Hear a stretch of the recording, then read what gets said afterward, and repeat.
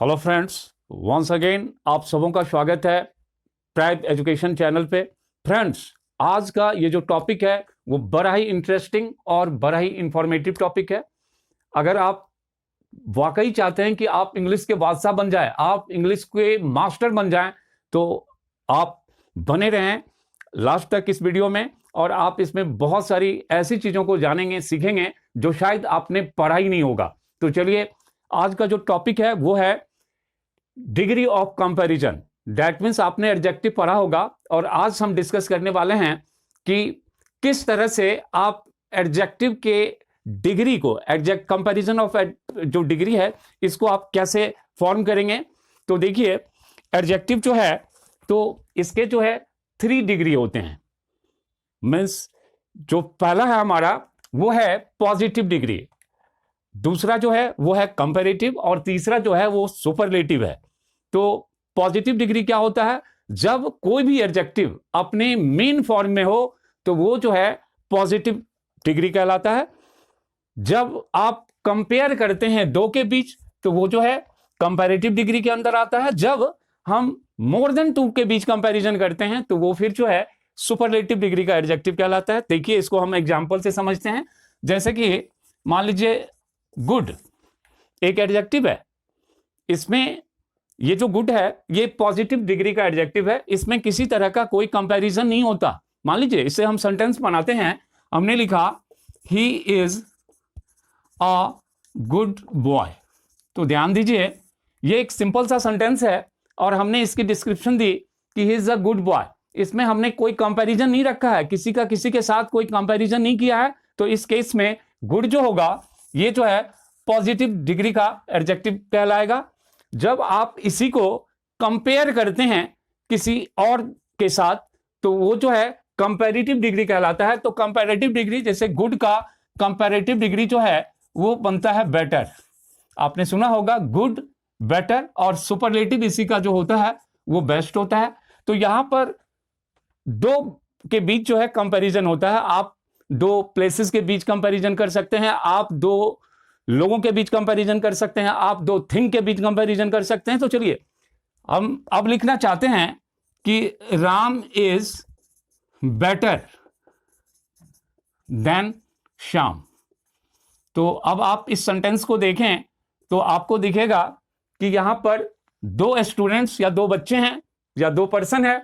अब हमने इन दोनों के बीच कंपैरिजन किया और हमने कहना चाहा कि राम जो है वो श्याम से अच्छा है। तो यहां चूंकि दो के बीच कंपैरिजन हो रहा है तो आप यहां पर कंपैरेटिव डिग्री का जो ये एडजेक्टिव है इसका आपको यूज करेंगे।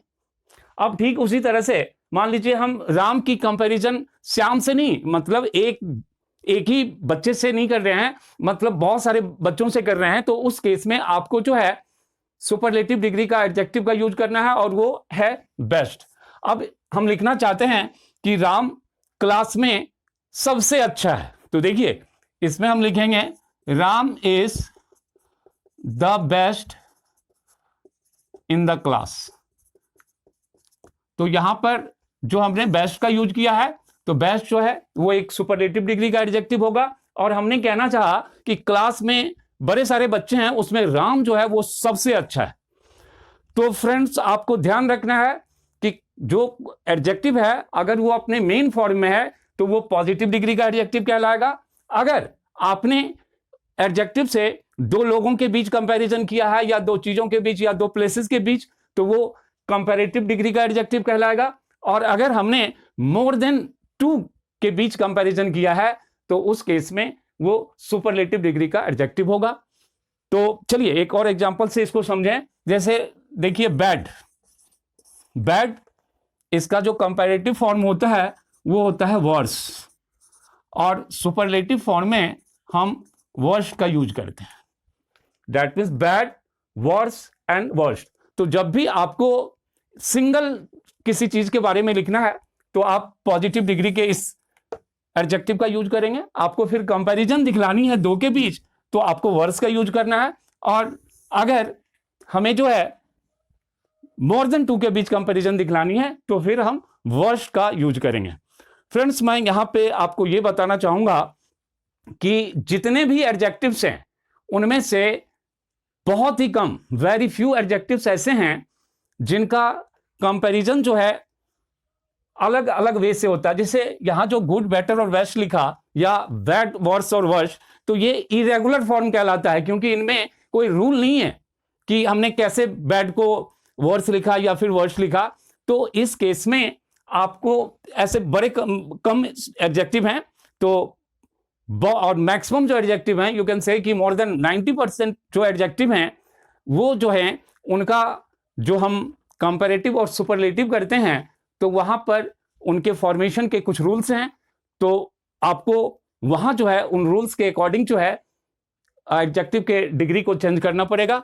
तो चलिए हम देखते हैं कि हम किस तरह से उनको चेंज करेंगे।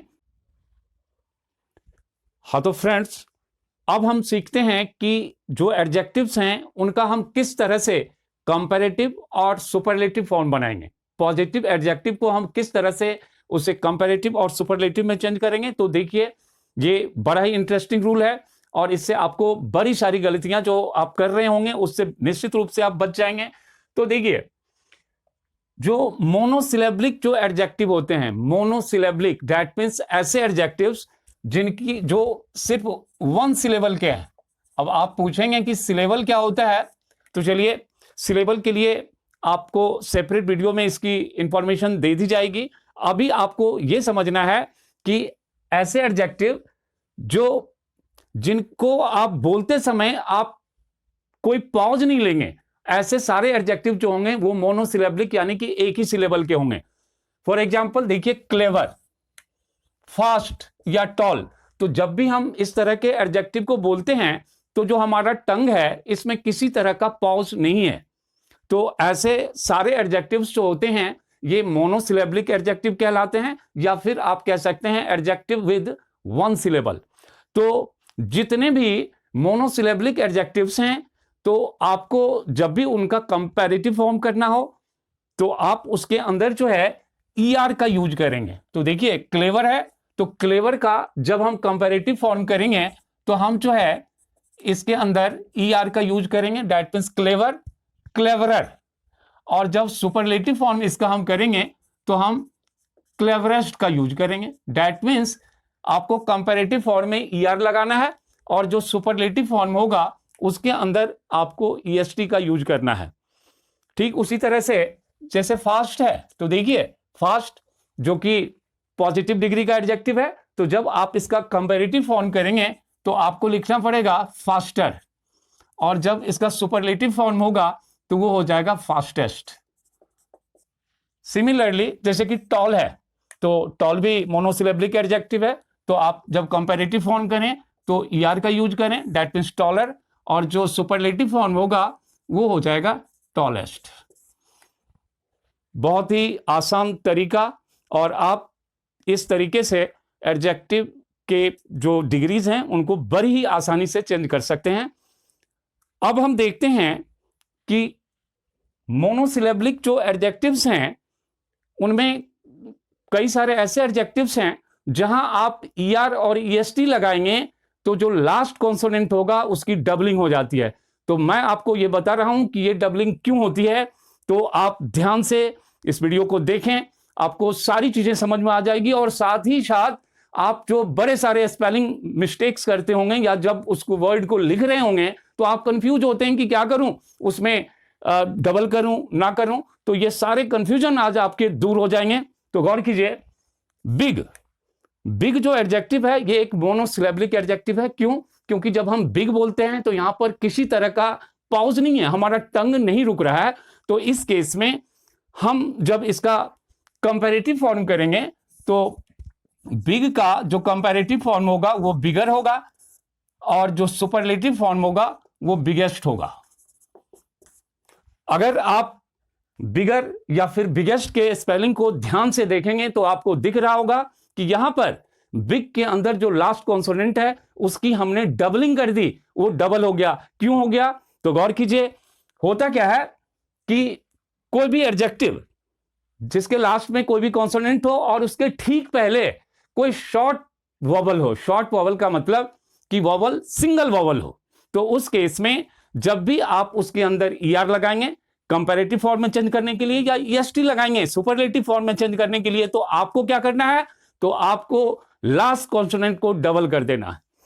तो जैसे कि बिग है तो आपने देखा लास्ट कॉन्सोनेंट जो है इसका जी है, और जी के ठीक पहले आई आ रहा है जो कि एक शॉर्ट वॉवल है, सिंगल वॉवल है। अगर वॉवल डबल होगा तो आपको फिर कॉन्सोनेंट को डबल करने की जरूरत नहीं होगी, शॉर्ट वॉवल के अंदर ही इस तरह की चीजें हैं।